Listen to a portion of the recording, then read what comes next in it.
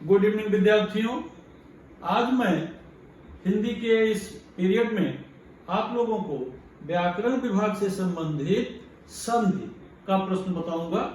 संधि का प्रश्न 2 अंकों का प्रश्न है। संधि और संधि का विच्छेद करना तथा संधि को पहचानना। विद्यार्थियों, संधि क्या है इसके बारे में आप देखेंगे। सबसे पहले संधि की परिभाषा। संधि का अर्थ है मेल या मिलना, मेल या जोड़ भी कहते हैं। जब दो शब्द आपस में मिलते हैं तो संधि बनती है, और जब वो अलग अलग हो जाते हैं तो संधि का विच्छेद हो जाता है। आप यहाँ पर देखिए, संधि का अर्थ है मेल या मिलना। जब दो शब्दों को मिलाते हैं तो पहले शब्द की अंतिम ध्वनि एवं दूसरे शब्द की पहली ध्वनि मिलकर जो परिवर्तन लाती है उसे ही संधि कहते हैं। जब संधि किए गए दो शब्दों को हम अलग करके लिखते हैं तो वह संधि विच्छेद कहलाता है।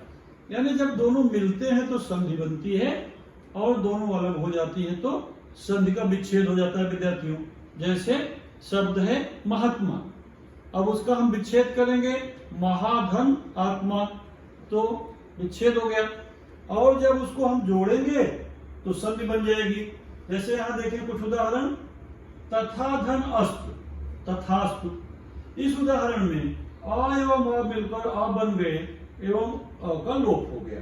पद धन उन्नति, पदोन्नति। इसी तरह विविध उदाहरण है।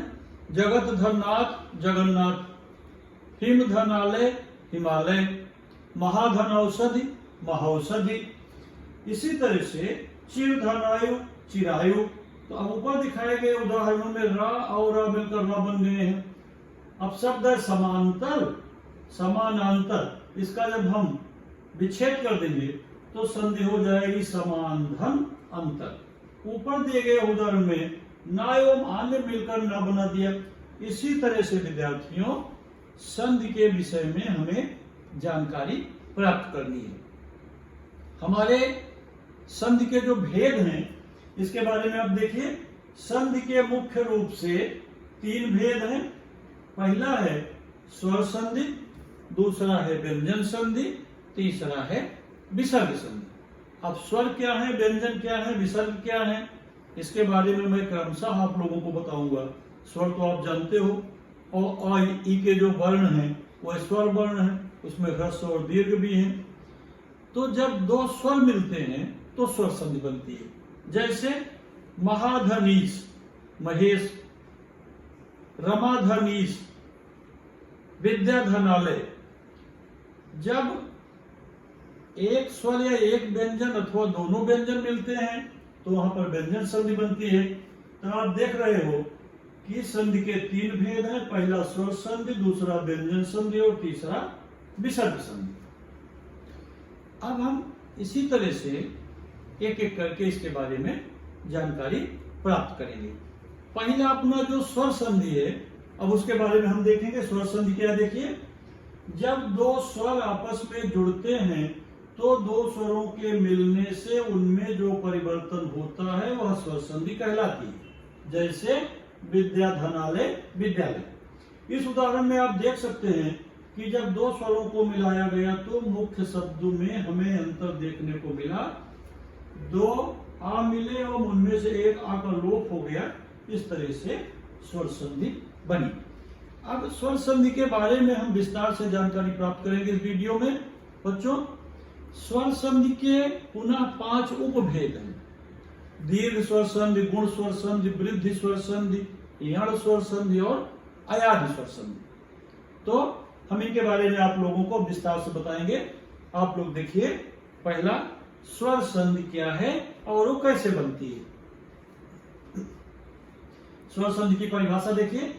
जब दो स्वर आपस में जुड़ते हैं या दो स्वरों के मिलने से उनमें जो परिवर्तन आता है तो वह स्वर संधि कहलाती है। जैसे विद्याधनालय, विद्यालय। इस उदाहरण में आप देख सकते हैं कि जब दो स्वरों को मिलाया गया तो मुख्य शब्द में हमें अंतर देखने को मिला। 2 अ मिले और उनमें से एक अ का लोप हो गया। इस तरह से संधि बनी। अब हम देखेंगे, यहाँ पर देख रहे हैं मुनि, धनिंद्र, मुनीन्द्र। इसी तरह से स्वर संधि बनती है। अब स्वर संधि के 5 उपभेद हैं। उन उपभेदों को हम क्रमशः एक एक करके देखेंगे कैसे उनसे संधि बनती है। किंतु आप लोग ये भी ध्यान रखिए कि यदि परीक्षा के प्रश्न पत्र में आप उपभेदों को नहीं समझ पाते हो तो आप डायरेक्ट स्वर संधि लिख दोगे तो भी चलेगा।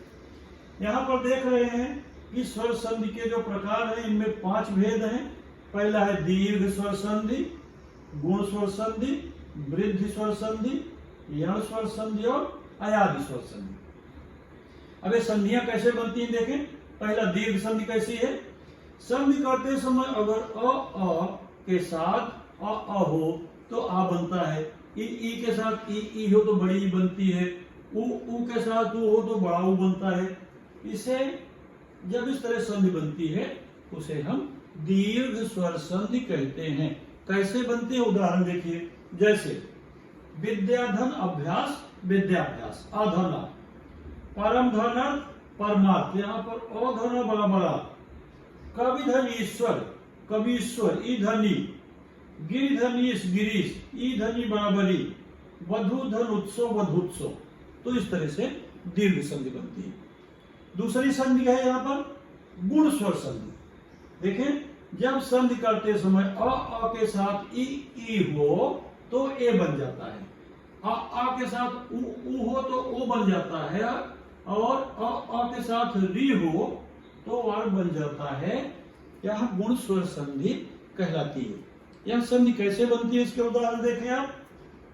जैसे अ धन उ से ओ कैसे बन गया, महाधन उत्सव महोत्सव, आत्मा धन उत्सर्ग आत्मोत्सर्ग, आ धनु से ओ, धन धन उपार्जन धनोपार्जन, आ धनु से ओ, सुर धन इंद्र सुरेंद्र, आ धनी से ए।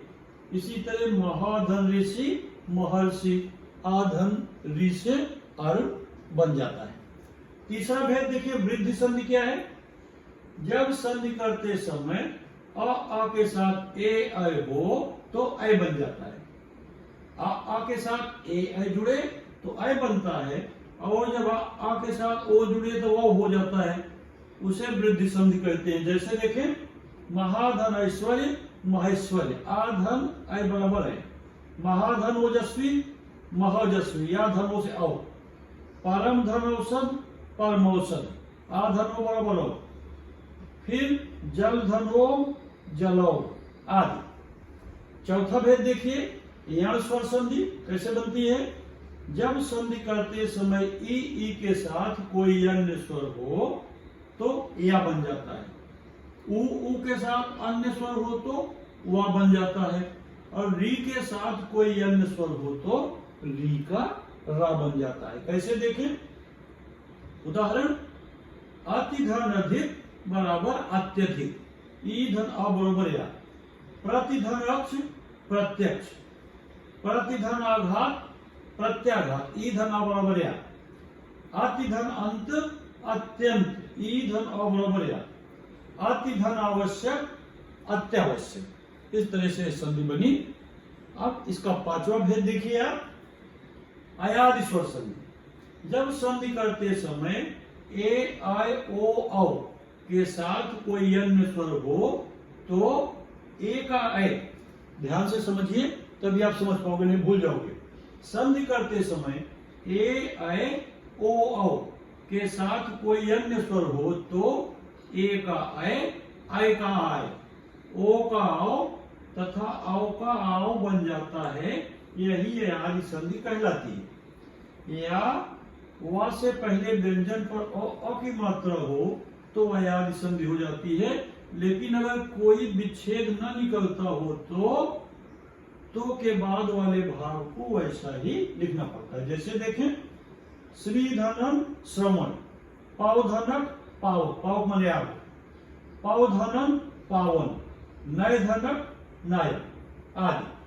तो विद्यार्थियों इस तरह से स्वर संधि और उसके 5 उपभेद दीर्घ गुण यण वृद्धि और अयादि स्वर संधि के बारे में आपने जानकारी प्राप्त किया।